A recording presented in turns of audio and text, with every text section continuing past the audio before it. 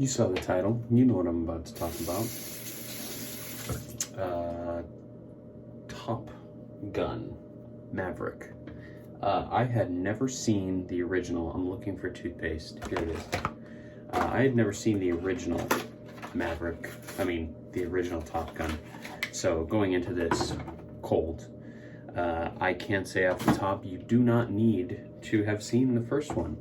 I know I'm late to having seen it. It's been out since like July, I want to say. It's been out for a while, but it's incredible. I mean, you know, it's pretty simple in terms of like the story, you know, like a real basic kind of action movie. I'd say the elements of it are, you know, pretty much there. It's kind of like, I don't know, it has the setup of an 80s action movie, right, in terms of logistics, but in terms of the shooting and the action involved in it, it is very impressive. It reminded me a lot, or made me very reminiscent of Fury Road, in terms of lots of practical effects and lots of high energy kind of like explosions and big guns and fighter jets. So it's very exhilarating. It has a lot of 80s tone to it that I wasn't really a big fan of, like the love interest storyline is kind of there, that I don't know, I wasn't that into it.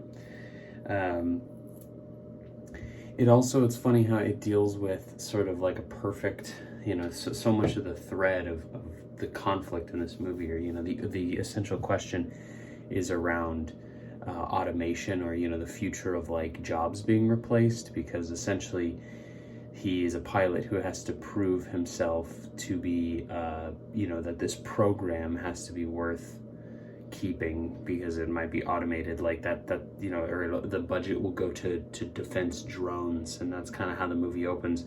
And then the rest of the movie deals a lot with, like, you know, it's not the plane, it's the pilot. So it's like, no matter what your calculations can be, the pilot can always push the machine past where it thinks it could go. So I thought that was funny because, you know, the demographic that is sort of Top Gun is facing that themselves in their life. So well, we all are, but, you know, I think that resonates with him.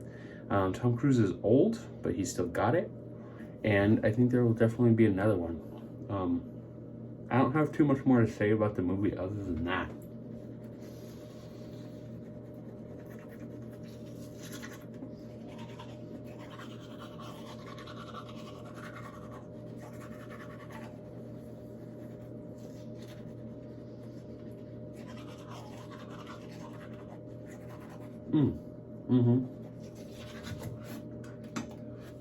I'd like to know how they shot some of those shots, because it's very clear that the actors are actually in these fighter jets, because they're, you know, you could see their face being pushed with the G's, and it just doesn't look simulated in any way.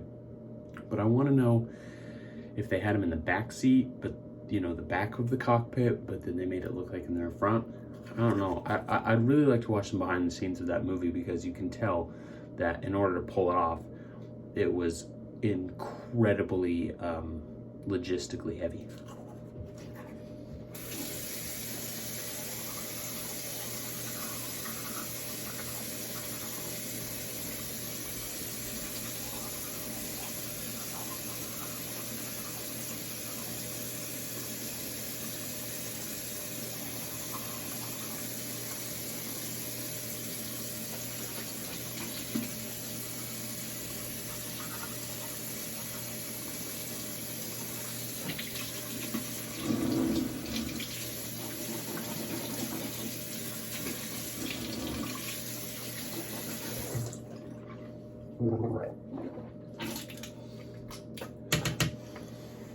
It's worth watching, no matter who you are.